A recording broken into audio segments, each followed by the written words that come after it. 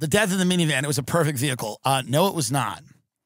The minivan dilemma. It is the least cool vehicle ever designed, yet the most useful, offering the best value for the most. The minivan, by the way, destroyed everyone I know's life. The minivan immediately became like, this is why everyone in my generation did not have a clean house until they had to go to therapy for years.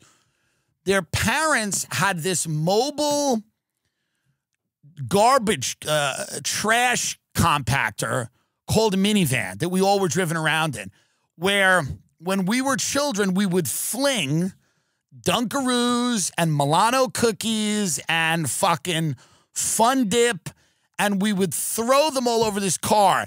And they had like those felt seats or whatever, you know, that cushion seat. And it was like a weird velvet, and it was always sticky with shit. It looked like that. Everyone in my generation was damaged irreparably by growing up with minivans, eating in them, fighting with your brothers and sisters and friends in them, having your parents. It was all part of going through a drive-through, eating the food, throwing the food. And look at them. This is the way they looked. And that's why when my generation of people went to college, their dorms were disgusting. When they first got girlfriends, their girlfriends went, "What the fuck? How were you raised?" And they were raised in a fucking minivan by boomers that turned it into a disgusting environment on wheels. The cars you grew up in are the reason you're an animal. They are. And if you didn't grow up in a minivan that's filthy, good for you. But if you did, you're an animal. The cars you grew up in, the cars that you sat in the back of, that was your example, okay, of what was tolerated and what was not tolerated. There were certain friends I had where the cars were immaculate. Most not, but some. But a lot of my close friends, because the classes, don't really commingle, most of my lower middle class dirtbag friends and their dirtbag families had minivans, and no one took any pride in a minivan was bought to be destroyed. You hated it. You hated the fact that you were in it. It was a roving garage of shit. And you would see them. You would get in line at Wendy's, and it would be minivan. My mother had an Econoline Ford van. The minivan wasn't enough. She needed a big van that had a bed in the back, because she would always go and get antiques. She would pick up furniture that people had left outside of their houses in the hopes that she was going to refurbish it. But the minivan, I couldn't think of a type of vehicle that did more damage to people than the minivan. Here's what the minivan did. It made everybody a fatty boom batty. Number one, you don't need that much space. You don't. You don't.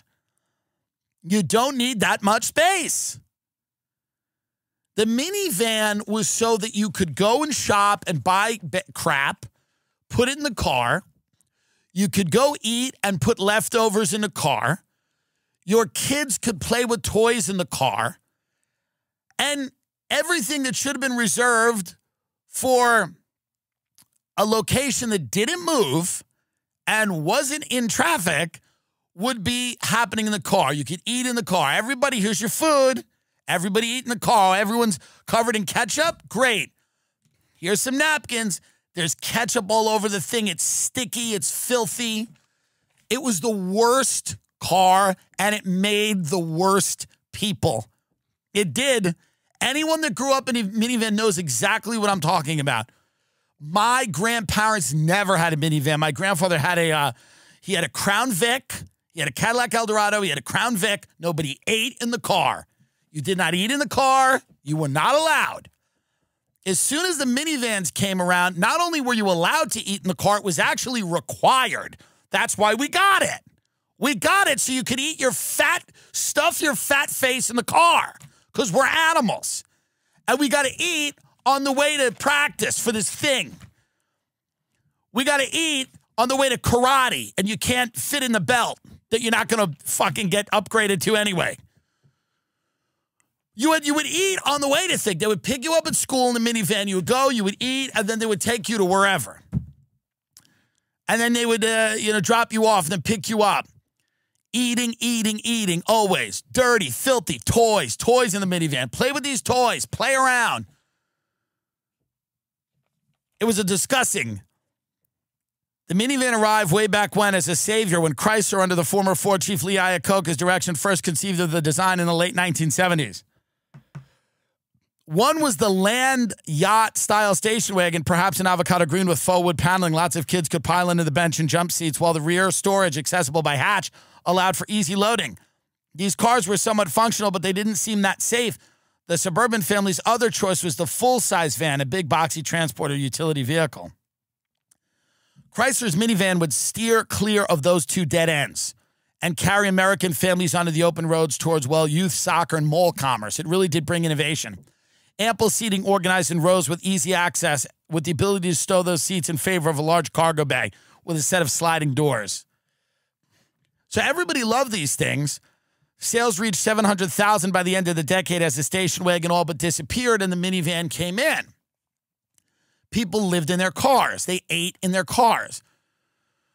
The nation where cars stood in for power and freedom, the minivan would mean the opposite. As a vehicle, it symbolized the burdens of domestic life. This is true. It's why you could treat it like shit.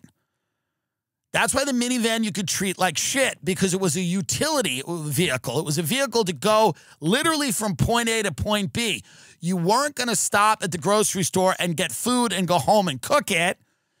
You were going to drive through a mobile poison factory and kill your children on the way to fucking dropping them off at dance class so your fat daughter could learn how to do a pirouette. No car represented the decline of this empire more than the minivan. None. And no car was beloved more by the boomer more than the minivan, because they needed space. Boomers needed space. There it is.